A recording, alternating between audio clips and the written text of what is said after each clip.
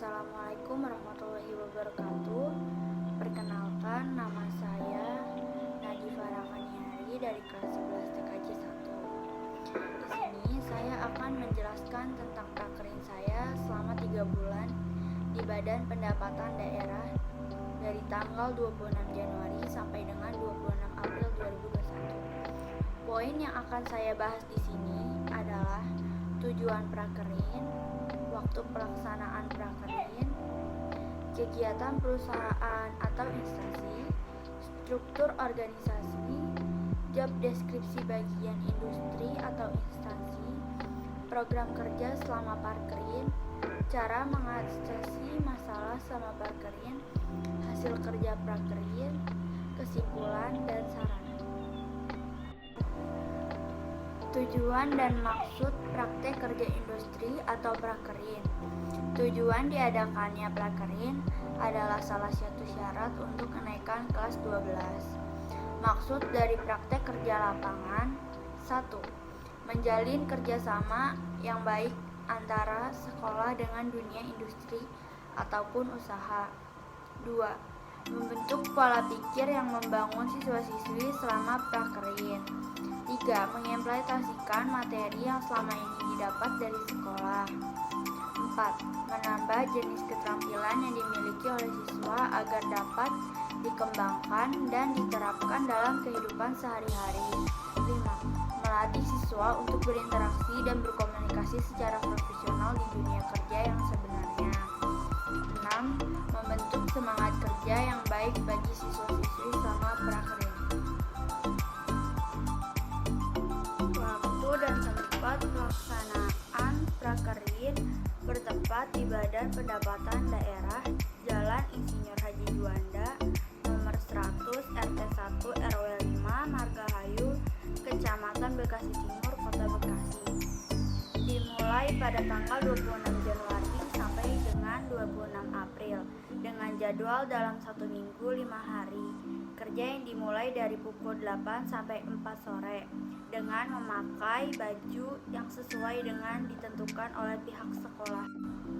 Kegiatan perusahaan atau instansi di Badan Pendapatan Daerah mempunyai beberapa bagian, di antaranya bagian pelayanan. Bagian ini mempunyai tugas antara lain melayani wajib pajak yang ingin mengurus pembayaran pajak, pengambilan berkas BPHTB yang sudah jadi, dan menerima keluhan wajib pajak.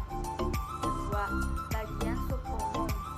Bagian ini mempunyai tugas antara lain pembuatan disposisi, pembuatan nota dinas, dan pembuatan izin prakerin. Yang ketiga, bagian atau ruangan setban.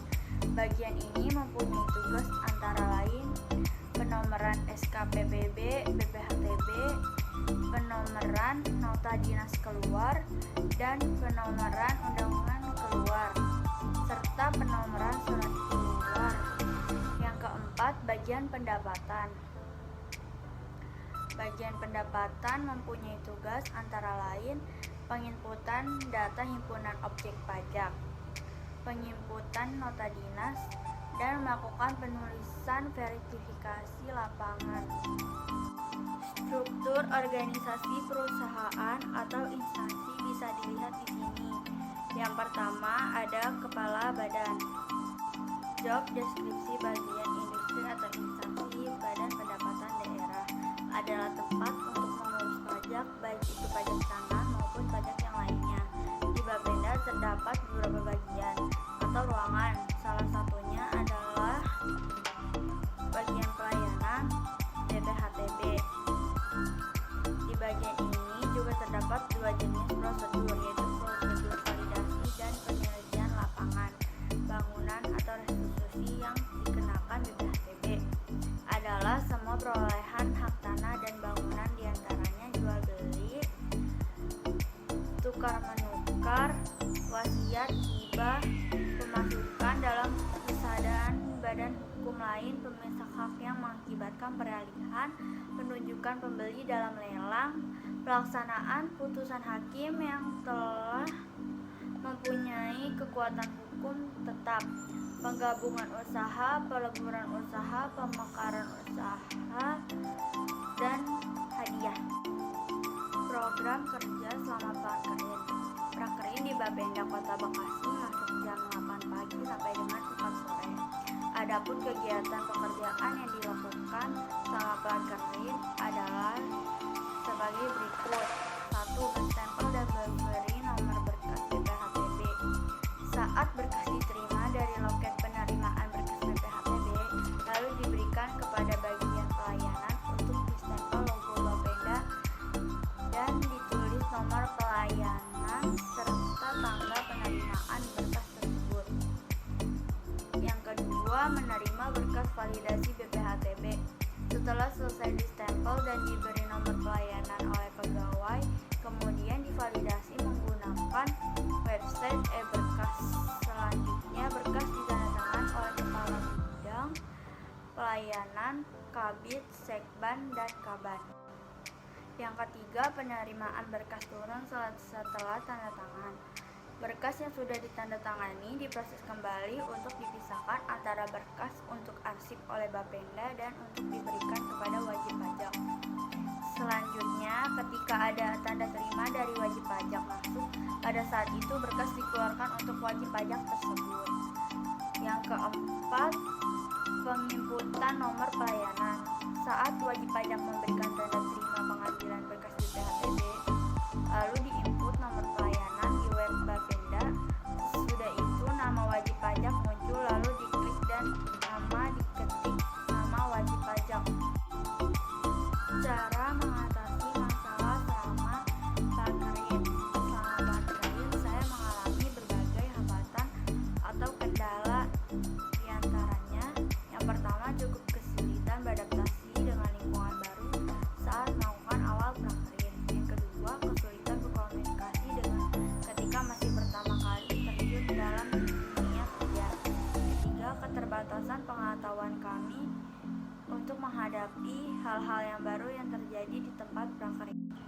Hasil kerja praktik industri yang saya dapatkan di Bapenda antara lain: yang pertama, dapat memvalidasi berkas BPHTB. Yang kedua, dapat menstempel berkas BPHTB.